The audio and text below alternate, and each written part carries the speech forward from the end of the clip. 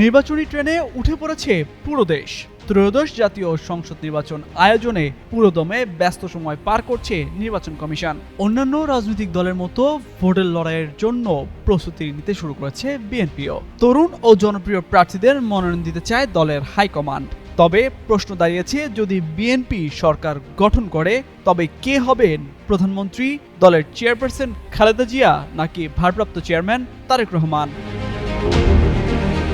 1981 সালের পর থেকে বিভিন্ন সময় বিএনপিকে ভাঙার চেষ্টা করা হয়েছে।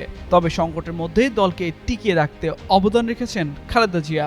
1-11-এর সময়ও যখন খালেদা জিয়া সহ নেতাকর্মীরা কারাবরণ করেন, তখনও দলকে ভাঙতে দেননি তিনি। এছাড়া দলীয় প্রধান হিসেবে তিনিই ছিলেন প্রধানমন্ত্রী। তবে বিশ্লেষকরা বলছেন, সবশেষ আওয়ামী লীগের 15 বছরের শাসনামলে দীর্ঘ সময় জেলে থাকতে হয়েছে বিএনপির চেয়ারপারসনকে। এ সময়ে তিনি বিভিন্ন রোগে আক্রান্ত হলেও এখনও পুরোপুরি সুস্থ হতে পারেননি।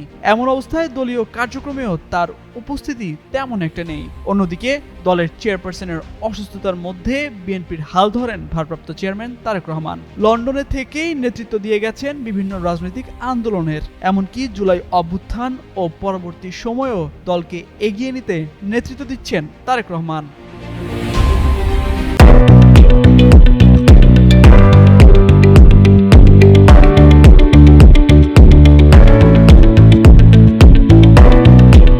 এসব প্রশ্ন নিয়ে দৈনিক কালবেলাকে একটি সাক্ষাৎকার দেন বিএনপির মহাসচিব মির্জা ফখরুল ইসলাম আলমগীর। সেই সাক্ষাৎকারে তিনি বলেন, বিএনপি ক্ষমতায় আসলে খালেদা জিয়ার ভূমিকা আগের মতোই থাকবে। তিনি হলেন পার্টির চেয়ারপারসন। তিনি অসুস্থ হওয়ায় ভারপ্রাপ্ত চেয়ারম্যান হিসেবে তারেক রহমান যোগ্যতার সঙ্গে দায়িত্ব পালন করছেন। এছাড়া কাউন্সিলে কোনো পরিবর্তন না আসা পর্যন্ত এভাবেই চলবে। কে হতে চলেছেন দলের পক্ষ থেকে পরবর্তী প্রধানমন্ত্রী?